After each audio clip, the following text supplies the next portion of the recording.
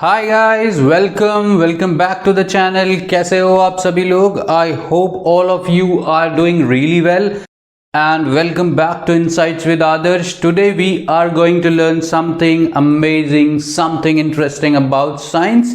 So let me take you back to the memory lane and let me remind you of some childhood memories. So आपको याद है जब आप छोटे थे एंड रास्ते में कहीं जा रहे होते थे, आपको रास्ते में एक केले का छिलका दिखता था. So what thought came to your mind?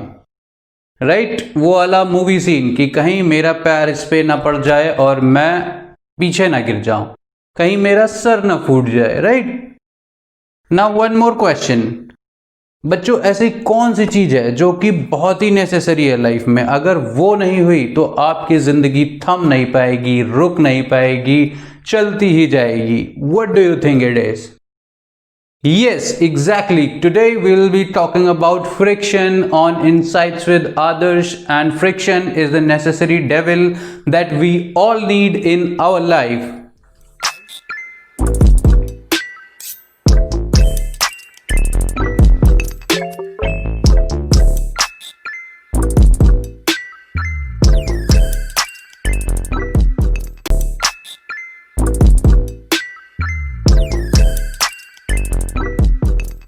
Now बच्चों, let's understand what is friction.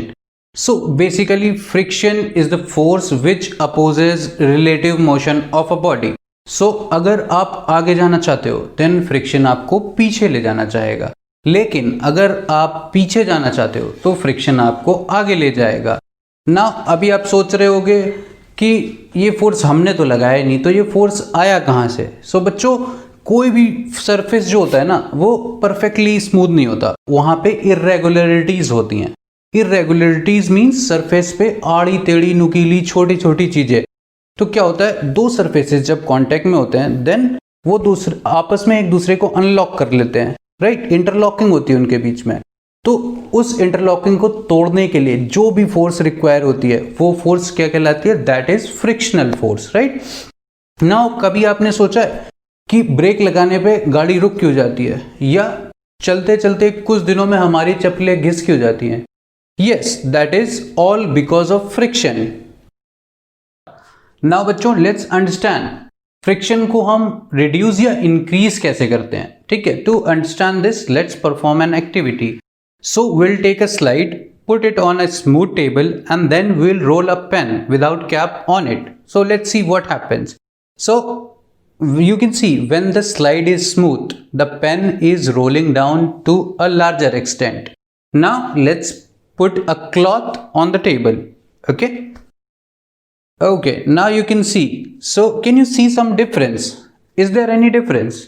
Yes, this time जो पेन था वो ज्यादा दूर तक नहीं गया बट पास में रह गया as compared on a smooth table. So why does that happen? Yes, that happens because जो क्लॉथ है वो ज़्यादा फ्रिक्शनल फोर्स ऑफर कर रहा है as compared to a smooth table. So बच्चों, अगर ज़्यादा स्मूथ सरफेस है देन कम फ्रिक्शन होगा, एंड अगर स्मूथ सरफेस नहीं है तो फ्रिक्शन ज़्यादा होगा. Now let's understand another way of increasing friction. Here is a box.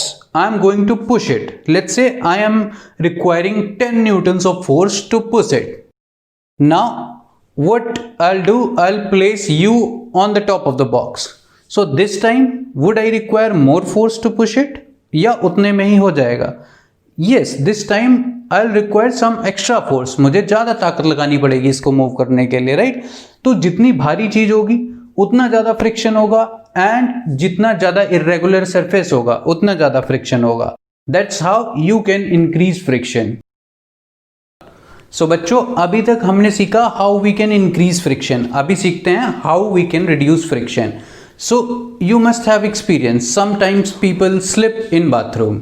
सो वो क्यों होता है? बिकॉज क्या होता है कि ये जो बाथरूम होता है, बाथरूम के ऊपर थोड़ा सा पानी की एक लुब्रिकेंट की लेयर होती है, फिर आपका पैर पड़ता है. सो व्हाट हैपेंस, ये जो लुब्रिकेंट की लेयर होती है इट रिड्यूसेस फ्रिक्शन. तो क्या होता है कि आप स्लिप हो जाते हो. सो अगर कोई लुब्रिकेंट की लेयर हम दो सरफेसेस के बीच में लगा दे, like you must have heard about greasing, right? So that is to reduce the friction. Now one more way to reduce the friction is using circular parts.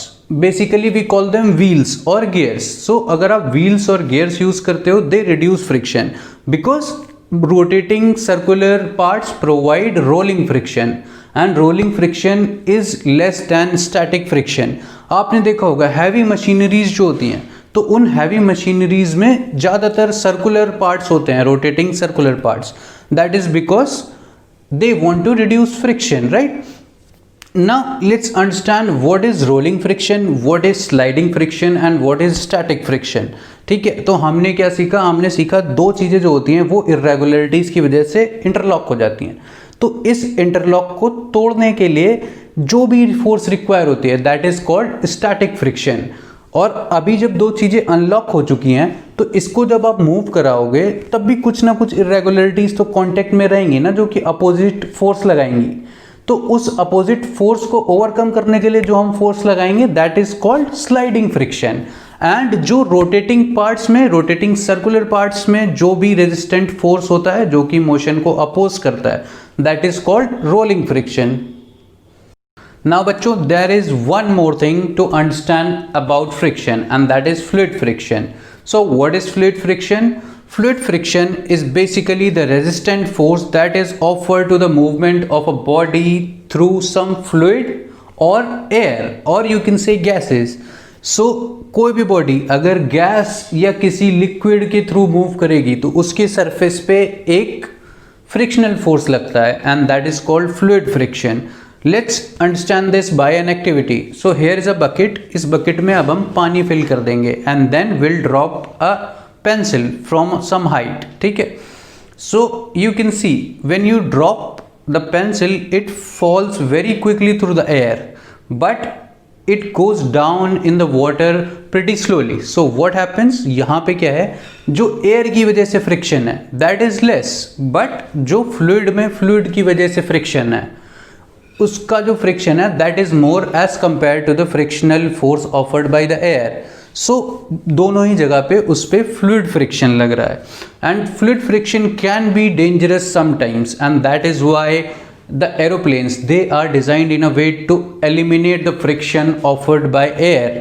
Similarly the cars are designed to eliminate the frictional force और the air drag that is caused due to heavy winds. And in a similar way the birds they fly in such a way to avoid the frictional force so that they can have a smooth flight. All right, so guys, that was all about friction. In a brief I told you what we have learned in our previous sessions. So thank you for watching the video. I hope you liked it. So stay connected, stay updated with us and keep supporting us. Thank you.